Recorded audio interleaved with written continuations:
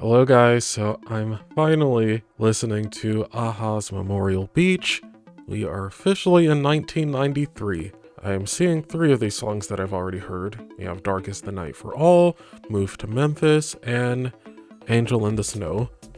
3 of my favorites. So that's a good sign. By the way, if you'd like to see the full-length version of this video, you can do so on my Patreon, which is linked below. Well, let's get into it. Dark as the Night for All.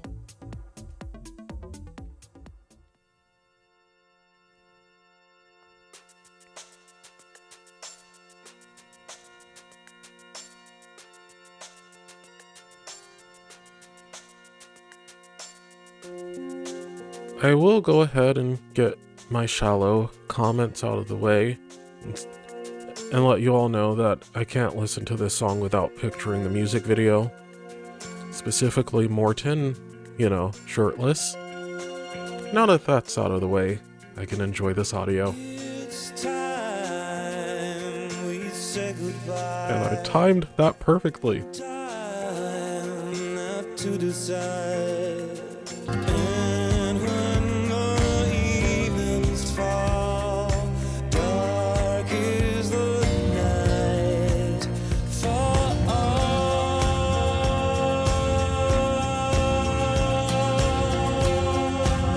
Just want to point out I'm listening to this in lossless quality. Highly recommend.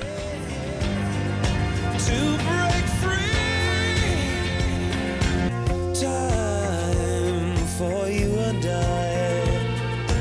Oh, don't you feel so small?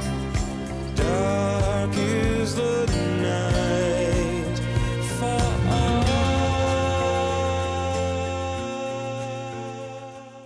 I will never get tired of that song, and I cannot lie, I had the biggest smile on my face when I found out it was the album opener. In fact, I'm choosing to believe that they made Dark as the Night for All the opener just to put a smile on my face, even though I was not yet born. Doesn't matter. Does not matter. Every time I listen to that song, I get the same euphoric feeling, which doesn't entirely surprise me because I definitely get those vibes from the lyrics. And Morten sings the line, "It's time to break free," so passionately. That's also when the instruments kind of explode. So I think I'm onto something there. Probably not, but could be. And next up, Move to Memphis.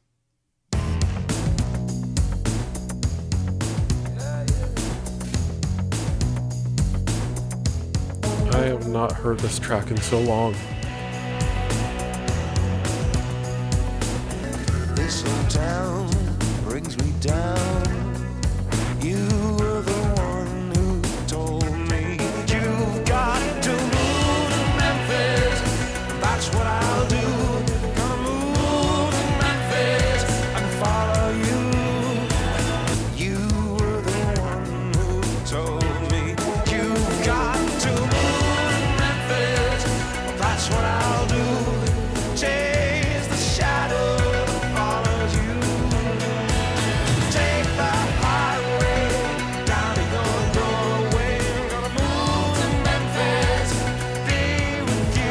I swear, those background vocals really make the chorus pop.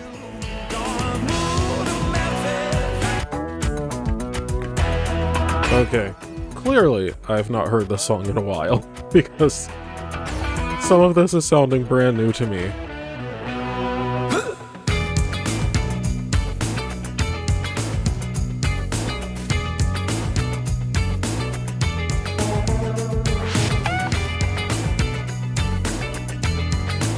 And not to make any comparisons, but I am getting some slight Prince vibes from this breakdown.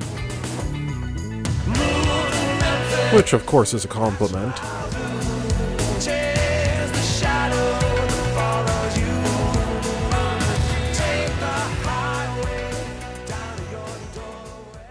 Yeah, a good 50% of that felt like a brand new listening experience for me, which I love, actually, so I'm glad I haven't exposed myself to that song as much as some of the others. Yeah, hearing it in such high quality and noticing so many things for the first time actually improved my overall opinion on the song, and I already loved it, as I mentioned earlier. Something else that really caught my attention was the bit of saturation, at least I think that's what I was hearing, on Morton's vocal. It sounded quite dry and a little crackly, and because of the way he was singing, I thought that was a nice compliment to the instrumentation. Also, great sequencing choice, placing it after Dark is the Night for All. It was a bit of a 180 sonically, but in the most pleasant way. By the way, guys, if you're noticing some weird cuts, it's because I'm having to record this video in sessions as opposed to one long listen, but it's all good. We're going to power through. And next up, we have Cold as Stone.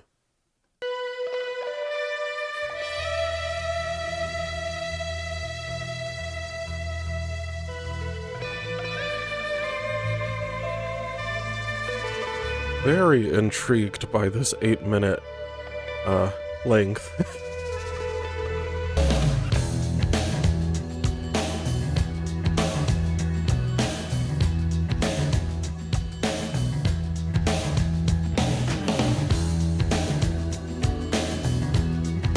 Okay, I'm feeling this a lot, but I also really love that intro. Back again, the mirror sees you so alone, cold as stone. Yeah.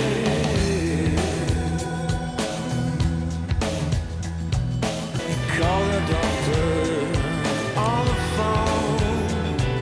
I'm realizing that this is so far a very similar listening experience for me, as I've been losing you, where I want to dance, but I also don't, because the lyrics are quite depressing. Actually, that's a pretty common thing with a-ha in general, now that I think about it. So, it is what it is. It's not at home,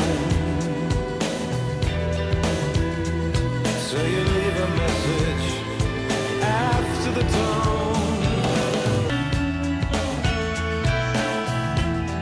I sort of feel like I'm in a Western film so far.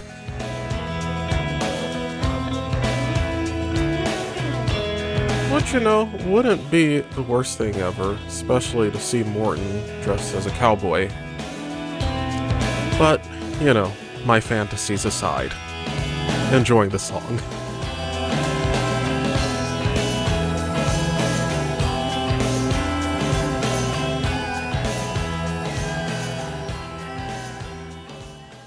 Oh gosh, where do I begin with Cold as Stone? Well, I love the way the track sounded, if you couldn't tell, but I was paying much more attention to that track because it's the first listen for me on this album so far, and I'm not completely sure what the song is about, but it seemed to me like they were describing someone returning home after being away, traveling for quite some time. Could be about dealing with depression, also substance issues. I mean, they did mention crack in the beginning of the song, but I don't know if that was meant to be taken literally or not. Could go either way, but really enjoyed that song on the first listen. And speaking of songs I enjoy, next up is Angel in the Snow.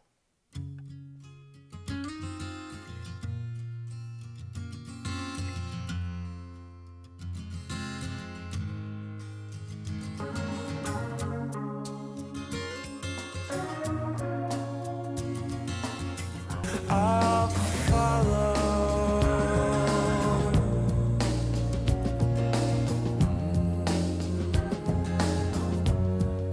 wherever you may go.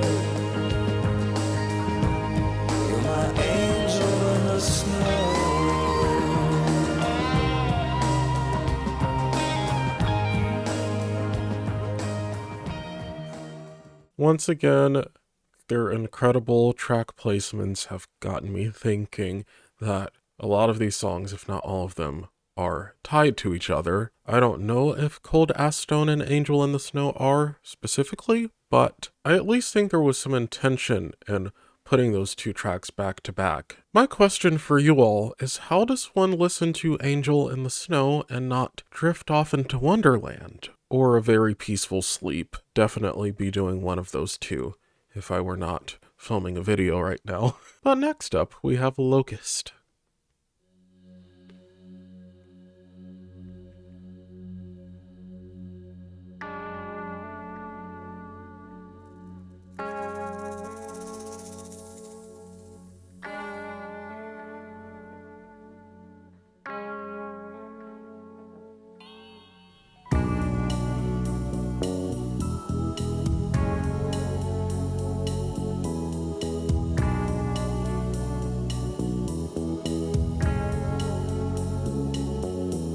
I hear you say, what are we gonna do? I don't know, wake it. I don't know, shake it. I don't know, break it down. When all you wanna do, I don't know, wake it. I don't know, shake it. And all about the final call. I don't know, make it. I don't know, shake I do really love the slight telephone effect on Morton's vocal during the verses.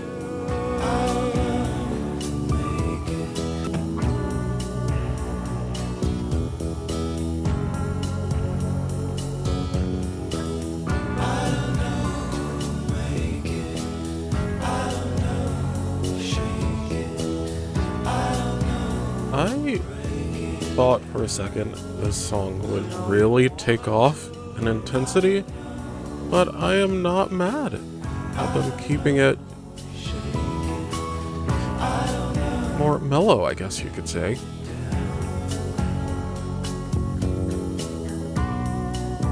Don't be afraid. In all honesty, I am most likely going to have to re-listen to this album while having Genius pulled up or something, because I am getting a bit lost in some of the lyrical content, but I think part of that has to do with me using Apple Music for the first time in this way to do an album reaction. Which reminds me, guys, let me know how you like this new setup. I'm really enjoying the improved quality of the music, but it's definitely a different setup, so yeah, just let me know your thoughts. That said, even though I couldn't tell you what Locust was about on my initial listen, I can tell you that it felt a bit somber to me. And now that I've said that, I'm probably going to find out that Locust is a super happy song. That would be my luck, but I don't think that's the case there. Speaking of happiness, next up is Lie Down in Darkness, which sounds so cheerful.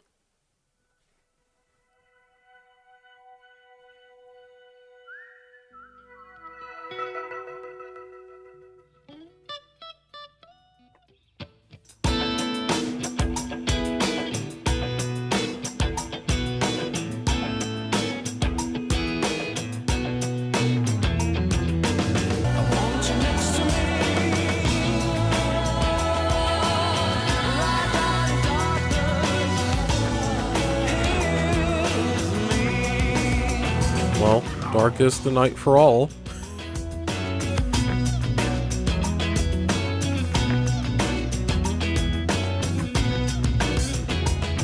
With all our trials and tribulations, will it ever make much sense? I want you next to me.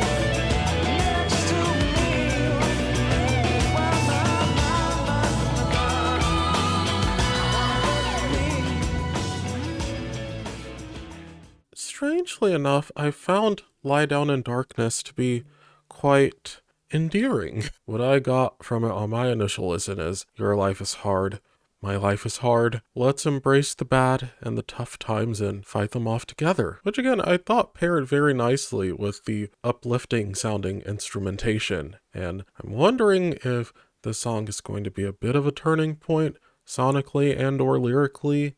Alright guys, picking back up with How Sweet It Was.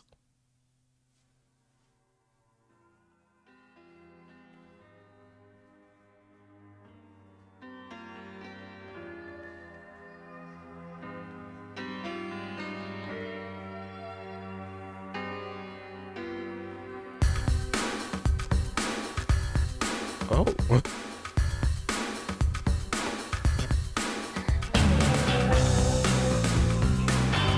Those are the most 90s sounding drums I think I've heard yet. Obviously this is a 90s album, but just saying, this feels quintessential 90s drums.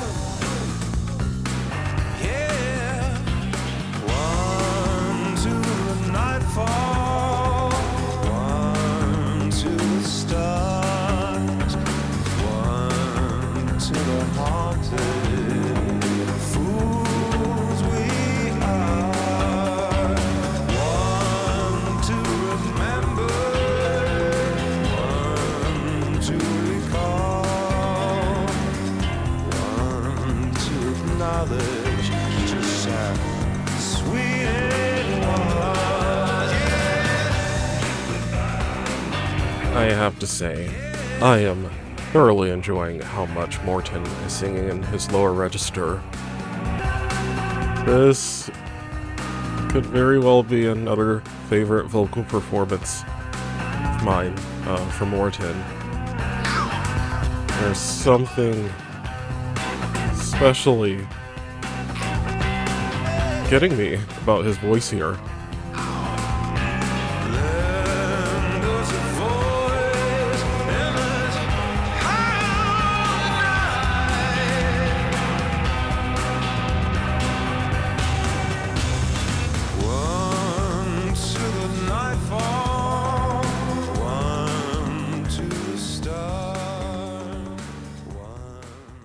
I think that's been the most straightforward song, lyrically, for me, at least. And once again, you have a very fun-sounding song that is quite somber, lyrically, and I think Morten's vocals especially drove home that somber tone. It's usually his high notes that make me super emotional, like in Hunting High and Low, the song, for example. But here, it was the richness of his lower register that really got me. I felt like I was right there with him, reminiscing on a relationship that I have nothing to do with, nor do I know anything about, which I would call a feat. And next up, we have Lamb to the Slaughter.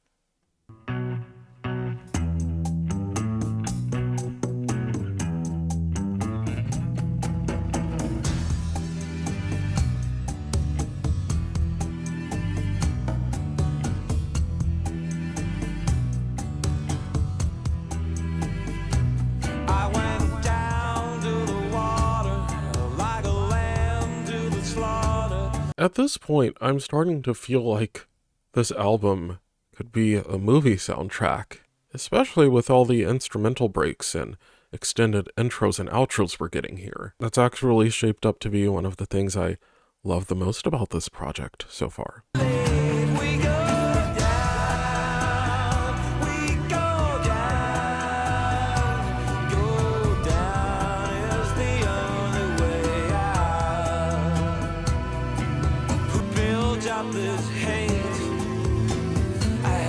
Chance coming, but now it's too late. We go down, we go down.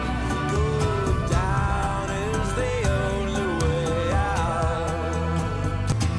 I had my chance coming, but now it's too late. We go down, we go down, go down.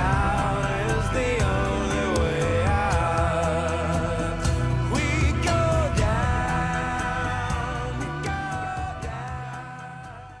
Morton's vocal, once again, is what drew me in and made me appreciate the instrumentation even more, because they were so complimentary. I don't know if there's a live performance of Lamb to the Slaughter. If so, that would be great. But after feeling the disappointment of not being able to find many high-quality performances of The Blue Sky, I'm not holding my breath. Next up, we have Between Your Mama and Yourself. Oh,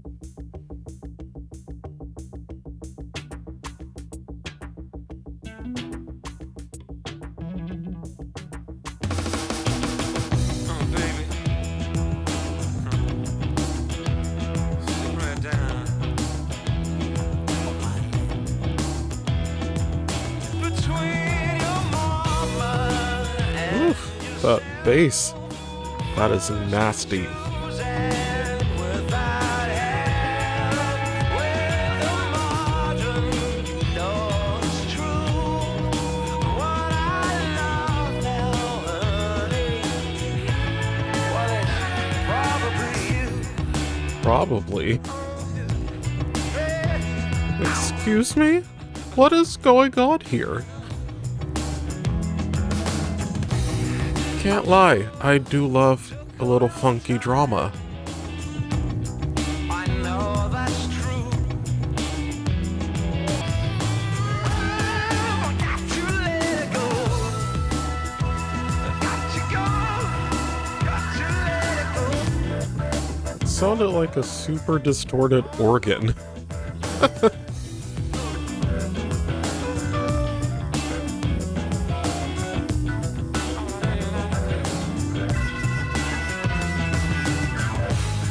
You got to know, but it's got to show. Between your mama and yourself, forced to choose and without help. Well, I see that Between Your Mama and Yourself was written by Paul, so, sir, I need to have a word with you. I actually just have a lot of questions. Mainly, what on earth inspired that track?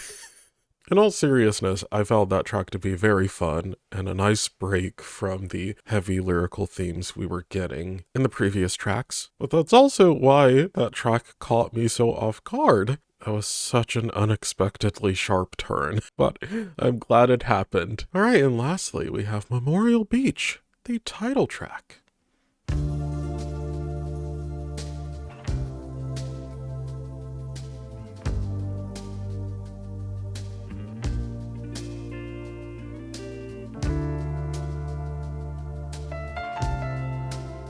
This intro's kind of instantly giving me goosebumps.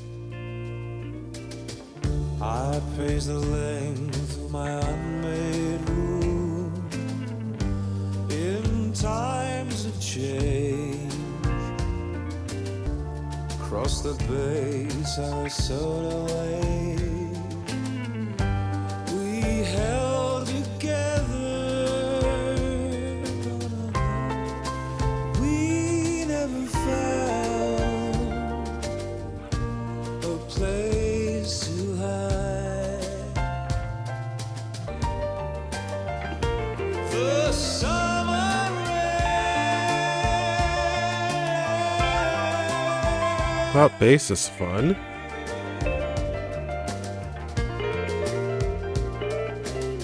So we walked down to Memorial Beach, where things began.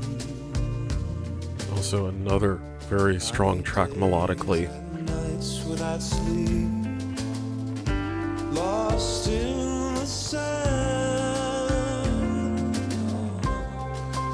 We never found a place to hide. Well, they certainly didn't end the album on a very cheerful note, but I'm not very surprised by that considering the album starts off with a song called Dark is the Night for All. I absolutely loved Memorial Beach as a closer. I thought it was beautiful sonically, and I guess I also liked how much it reminded me of how sweet it was lyrically, because that's another favorite of mine. Perhaps those songs are related to one another, perhaps not. So I don't think I need to make a big deal out of how much this album is a departure from 80s a-ha sonically. They do not hide that whatsoever. Like if Memorial Beach was the first a-ha album I listened to, I would have never imagined them making a song like Take On Me or Hunting High and Low. But even if you're an a-ha fan who doesn't appreciate this particular era or the sound from them, you have to at least admire their ability to genre bend and commit to a sound. And that said, I actually really enjoyed this album on my first listen. But right now, my favorite a-ha album would still be Scoundrel Days, with Hunting High and Low right behind it. What I will also say is I enjoyed this album even more than East of the Sun, West of the Moon on my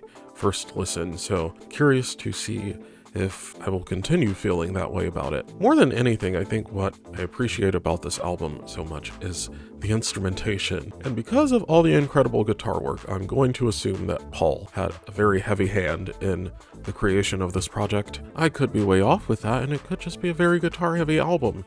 Either way, loved it sonically. I guess a question I have for you all is, will I ever get to an a-ha album where I am smart enough to know what the hell is going on lyrically for the entirety of the project? Because right now, my hopes are not very high, but it's fine. I've always gotten the feeling that they like their songs to be left up to interpretation lyrically, because I feel like some of their lyrics are purposely vague. Favorites. Well, there isn't a song on this album that I disliked, but if I had to pick a top 3 right this second, I would say Angel in the Snow, How Sweet It Was, and Memorial Beach. So next up, I believe, is the Johannesburg concert, which I'm very stoked for. And then I will be moving on to Morten's solo album Wild Seed, which I am so excited for. But if you guys have any other interview or live performance recommendations from this era, please do let me know, because I would love to get to those as well before I move on. And if you enjoyed this video, please subscribe for more. Thanks for watching, and I'll see you in the next one.